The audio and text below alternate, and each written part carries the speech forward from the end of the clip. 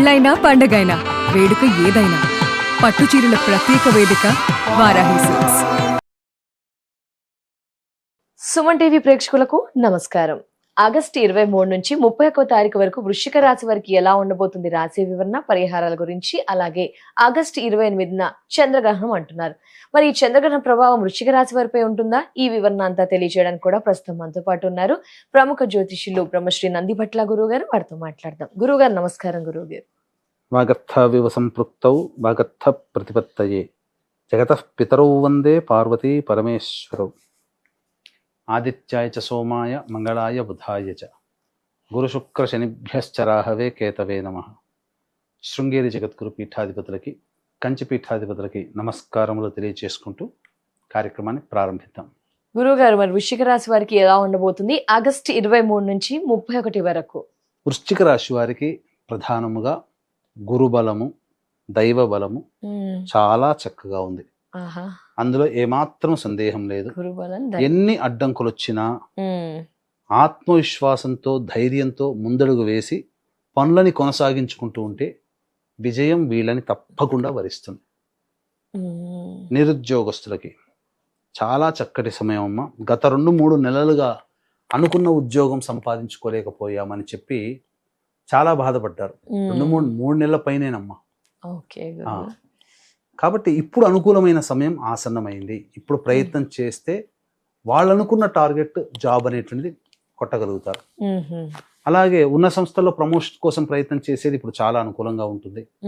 లేదండి వేరే చోట మేము ప్రయత్నం చేసుకుంటామన్నా కానీ ఇప్పుడు అనుకూలమే.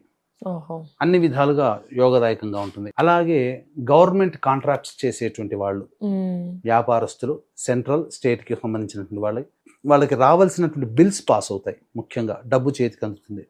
కొత్త టెండర్లని పాల్గొనే అవకాశం ఉంటుంది.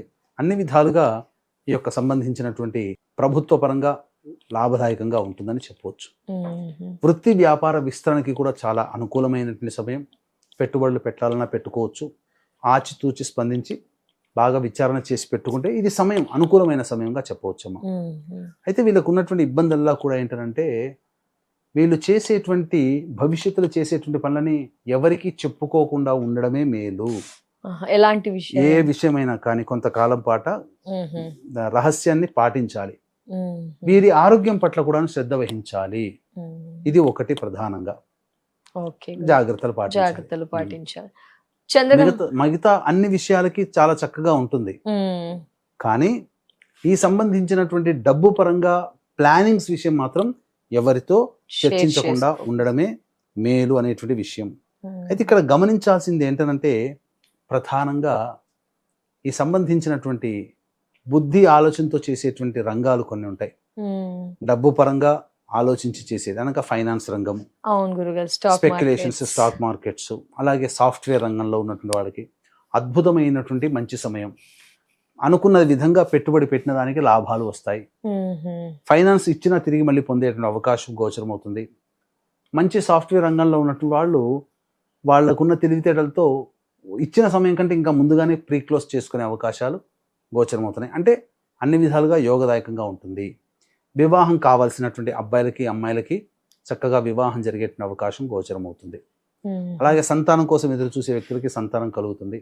ఏది ఏమైనప్పటికీ కూడాను పేరు ప్రతిష్టలు ఈ యొక్క వృశ్చిక రాశిలో జన్మించినటువంటి వారికి పెరుగుతాయని చెప్పవచ్చమ్మా. గురువు గారు, ఈ చంద్రగ్రహణ ప్రభావం ఎలా ఉండబోతుంది వృశ్చిక రాశి వారి పైన? ప్రధానంగా ఈ యొక్క గ్రహణం 28వ తారీఖు రోజున ఏర్పడేటువంటిది మన భారతదేశంలో కనిపించదు. కనిపించని గ్రహణానికి ఎటువంటి నియమాలు పాటించాల్సినటువంటి పని లేదు. ఇది గుర్తుపెట్టుకోవాలి. కానీ ప్రపంచానికి సూర్యుడు ఒక్కడే, చంద్రుడు ఒక్కడే. దేశానికి సూర్యచంద్రులు మారరు. కాబట్టి చంద్రగ్రహణం ఏర్పడుతున్నప్పుడు ఆ రాశిని బేస్ చేసుకొని వృషభ, మిథున, కర్కాటక, సింహ, తుల, మకర, వృశ్చిక, కుంభ, మీన రాశిలో జన్మించిన వారికి మాత్రం ఖచ్చితంగా సమస్యలు ఉంటాయి. అంటే సమస్యలు అంటే ఏంటి? 100 రూపాయలు నష్టం అయ్యేది 150 రూపాయలు నష్టం అవుతుంది అంతే తప్ప పెనం మించి పొయ్యిలో పడ్డట్టుగా ఉండదు.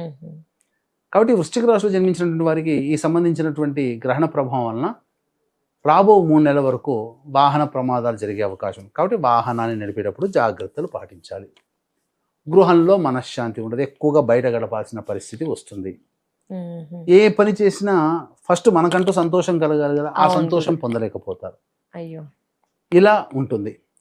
కాబట్టి దీన్ని దృష్టిలో పెట్టుకునే ఈ యొక్క చంద్రగ్రహణ దోష నివారణకి ఈ వృషభ, మిథున, కర్కాటక, సింహ, తుల, వృశ్చిక, మకర, కుంభ, మీన రాశిలో జన్మించిన వారికి శని దోష గ్రహణ దోష నివారణ పూజలు, అలాగే శని దోష నివారణ పూజలు, జాతకరీత్యా విద్య, వివాహ, ఉద్యోగ, దాంపత్య, అనారోగ్య సమస్యల నివారణకి సర్వదోష నివారణ పూజలు అనేటువంటివి జరిపించి 28వ తారీఖు రోజున జరిపించడం జరుగుతుంది.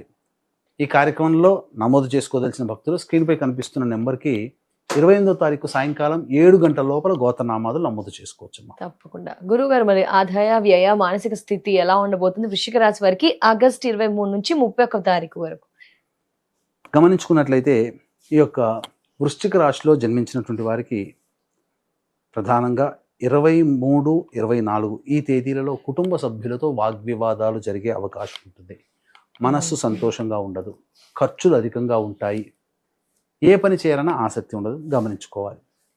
ఇక 25, 26, 27 ఈ తేదీలో మాత్రం అన్ని విధాలుగా చక్కగా ఉంటుంది. ఇతరుల సహాయ సహకారాలతో పనులన్నీ పూర్తి చేసుకుంటారు, రాని బాకీలు వసూలవుతాయి, ధనాదాయం చాలా చక్కగా ఉంటుంది. 28, 29వ తారీఖు మాత్రం వాహనాన్ని నడిపేటప్పుడు జాగ్రత్తలు పాటించాలి, తల్లిగారి ఆరోగ్యం పట్ల శ్రద్ధ వహించాలి, అలాగే స్థిర చరాస్తులకు సంబంధించినటువంటి నిర్ణయాలు తీసుకోకపోవడమే మంచిది అనే విషయాన్ని గమనించుకోవాలి. ఆరోగ్యం పట్ల శ్రద్ధ వహించాలి.